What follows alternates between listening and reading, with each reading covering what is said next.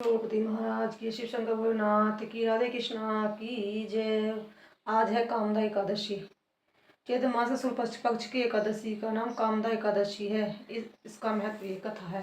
धर्मराष्ट्र बोले हैं कि हे भगवान श्री कृष्ण, आपको कोटि कोटि बार प्रणाम है। मैं आपसे प्रार्थना करता हूँ कि आप कृपा कर चैत्र मास के शुक्ल पक्ष की एकादशी का वर्णन कीजिए। भगवान श्री कृष्ण बोले, हे राजन, आप एक पुरानी कथा सुनिए जिसको वशिष्ठ जी ने राजा दिलीप से कही थी। राजा दिलीप ने पूछा कि गुरुदेव, चैत्र मास के शुक्ल पक्ष की एकादशी का क्या नाम है, उसमें किस देवता का पूजन होता है तथा उसकी विधि क्या है, सो सब आप कृपा पूर्वक कहिए। महर्षि वशिष्ठ जी बोले, हे राजा, चैत्र मास के शुक्ल पक्ष की एकादशी का नाम कामदा। यह पापों को नष्ट कर देती है। जैसे अग्नि सूखे काष्ठ आदि को जलाकर नष्ट कर देती है, वैसे ही कामदा एकादशी के पुण्य के प्रभाव से पाप नष्ट हो जाते हैं और पुत्र की प्राप्ति होती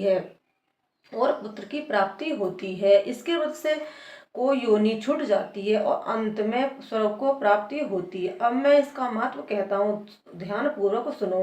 प्राचीन काल में एक भोगीपुर नामक नगर था। वहाँ अनेक ऐश्वर्यों से युक्त पुंडरीक नाम का एक राजा राज्य करता था। वहाँ अनेक अप्सराएं, गंधर्व, किन्नर आदि वास करते थे। उसी जगह ललिता और ललित नाम की स्त्री पुत्री अत्यंत वैभवशाली घर में निवास करते हुए विहार किया करते थे। वे दोनों एक दूसरे को बहुत प्रेम करते थे और अलग अलग होने पर व्याकुल हो जाते थे। एक समय राजा पुंडलिक गंधर्व सहित सभा में शोभायमान थे। उस जगह गर्द भी उनके साथ गाना गा रहा था, परंतु उसकी प्रियतमा ललिता उस जगह नहीं थी।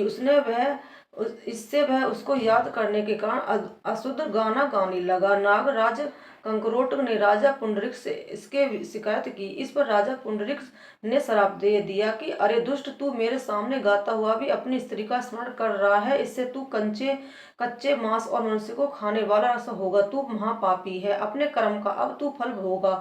राजा पुंडरीक के श्राप से व्यथित गर्द उसी समय एक विकराल राक्षस हो गया। उसका मुख भयानक हो गया। उसके नेत्र सूर्य चंद्र के समान प्रतीत होने लगे। मुंह से अग्नि निकलने लगी।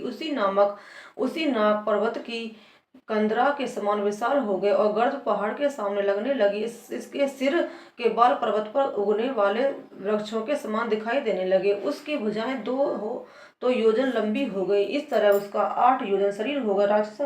राक्षस हो जाने के पर उसको महान दुख मिलने लगा। अपने कर्म का फल भोगने लगा। जब ललिता को अपनी प्रियतम ललिता का ऐसा हाल मालूम हुआ तो वह बहुत दुखी हुई। वह सदैव अपने पति के उद्धार के लिए विचारने लगी कि मैं कहाँ जाऊं और क्या करूं। वह राक्षस घोर वनों में रहने लगा और अनेक प्रकार के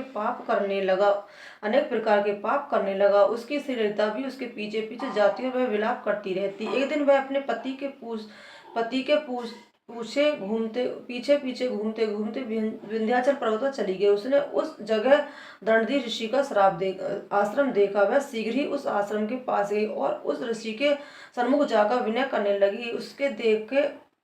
उसे देखकर दंडी ऋषि बोले कि हे सौभाग्य, तुम कौन हो और यहाँ किस लिए आई हो। ललिता बोली, हे मुनि, मैं वीर धनवा नामक गर्द की कन्या लेता हूँ।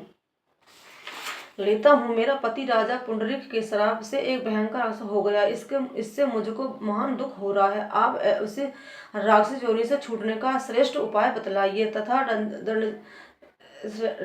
ऋषि बोले, अरे गर्द कन्या ललिता, अब चैत्र मास के शुक्ल पक्ष की कामदा एकादशी आने वाली है। उसका नाम कामदा एकादशी है। उसके व्रत करने से मनुष्य के समस्त कार्य शीघ्र हो जाते हैं। यदि तू उसके व्रत के पुण्य को अपने पति को देगी तो वह शीघ्र ही राक्षस योनि से छूट जाएंगे और राजा का श्राप शांत हो जाएगा। मुनि के ऐसे वचनों को सुनकर ललिता के आनंद पूर्वक उसका व्रत किया और द्वादशी के दिन ब्राह्मणों के सामने अपने व्रत का फल अपने पति को दे दिया और भगवान से प्रार्थना करने लगी, हे प्रभु, मैंने जो ये व्रत किया है उसको फल मेरे पति देव को मिले, जिससे उनकी राक्षस योनि शीघ्र ही छूट जाए। एकादशी का फल देते ही उसका पति राक्षस योनि से छूट गया और अपने पुराने स्वरूप को प्राप्त हो गया। वह अनेक सुंदर स्त्रियों तथा आभूषणों अलकृत होकर पहले की भांति ललिता के साथ विहार करने लगा। कामदा एकादशी के प्रभाव से वह पहले की भांति भांति अब अधिक सुंदर हो गए और पूषक विमान में बैठकर स्वर्गलोक को चले गए। हे राजन, इस व्रत को विधि पूर्वक करने समस्त पाप नष्ट हो जाते हैं। इसके व्रत से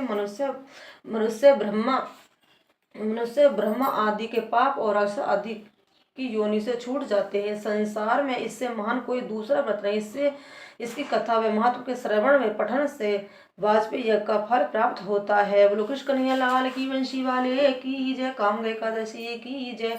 कामदा एकादशी का व्रत सबको करना चाहिए। व्रत सबसे बड़ा एकादशी का व्रत है। कोई व्रत करो या ना करो, सब एकादशी का व्रत करना चाहिए। चाहे कितना भी पाप कर रहा हो इंसान, को भी कष्ट सब दूर हो जाते हैं। इसलिए एकादशी का व्रत सबको अवश्य करना चाहिए।